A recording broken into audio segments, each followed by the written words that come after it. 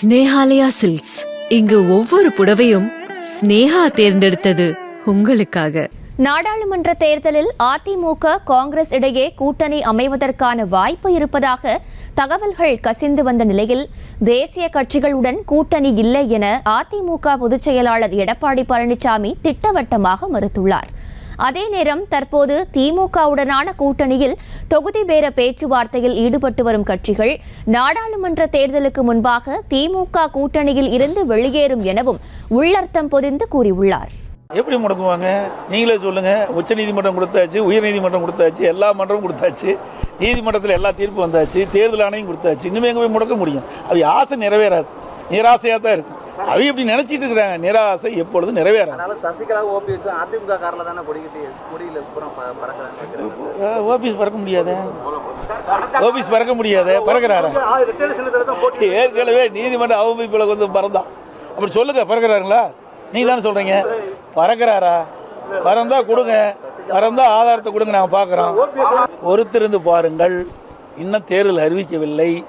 தேர்தல் அறிவித்த பிறகுதான் கூட்டணி முழுமையாக பெறும். அரசியல் வாரிசுனா புரிஞ்சுக்கணும்.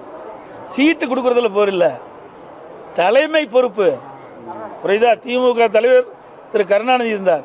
அதுக்கு பிறகு அந்த கட்சிக்கு யார் தலைவர்? திரு ஸ்டாலின். அதுக்கு பின்னாண்ட உதயநிதி ஸ்டாலின் வர்றதுக்கு முயற்சி பண்றாங்க. இதுதான் வாரிசு.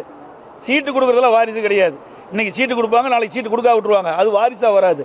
ஆனா வாரிசுன்னு வந்தா அந்த கட்சி அவருடைய கட்சிக்கு, அந்த கைக்கு போயிருது, அந்த குடும்பத்துடைய கைக்கு போயிருது. ஒரு குடும்பத்துக்கு போகக்கூடாது என்பதுதான் எங்களுடைய கொள்கை.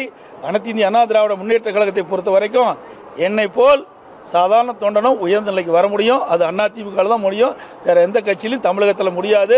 திராவிட முன்னேற்ற கழகத்தை பொறுத்த வரைக்கும் அது வாரிசு அரசியல், குடும்ப கட்சி, கார்பரேட் கம்பெனி. அது கட்சி இல்லை, கம்பெனி. அனைத்து இந்திய அண்ணா திராவிட முன்னேற்றக்கூடிய கருத்து, எங்களுடைய கருத்து, எங்களுடைய கொள்கை இப்படி.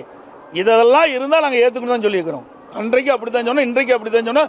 அதன் அடிப்படையில் தான் நாங்கள் அந்த கருத்து கேட்குற நிதிக்கு கமிட்டிக்கு அனுப்பிச்சிருக்கிறோம். அதைத்தான் நாங்கள் சொன்னோம். எங்களுடைய அனைத்து இந்திய அண்ணா திராவிடமுடைய கருத்துக்களை ஏற்றுக்கொண்டால், என்னென்ன கருத்துன்னு சொல்லி அதை ஏற்றுக்கொண்டால் நாங்கள் ஆதரிப்போம், இல்லைன்னா அது நிராகரிப்போம். நானும் முதலமைச்சராக இருக்கும்போது தேர்தல் அறிவிச்ச பிறகு தான் வந்து சேர்ந்தாங்க. புரியுதுங்களா? தேர்தல் அறிவிப்புக்கு பக்கத்தில் தான் கூட்டணி அமைச்சது.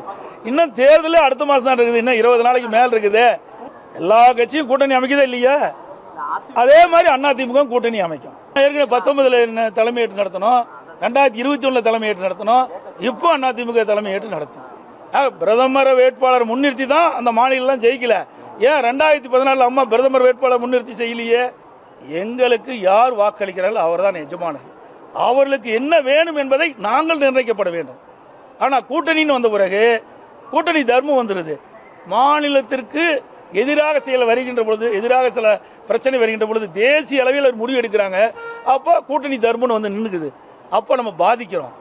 ஆகவே இந்த நிலையெல்லாம் மாறுவதற்கு தான் அதிமுக சுயமா முடிவெடுத்து செயல்படுவதற்கு தான் நாங்கள் யாரோடையும் கூட்டணி இல்லை, தேசிய கட்சியோட கூட்டணி இல்லை.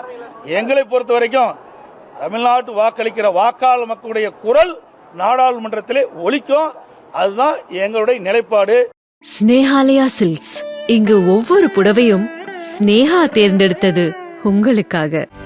செய்திகளை உடனுக்குடனும் துல்லியமாகவும் தெரிந்து கொள்ள சப்ஸ்கிரைப் பண்ணுங்க.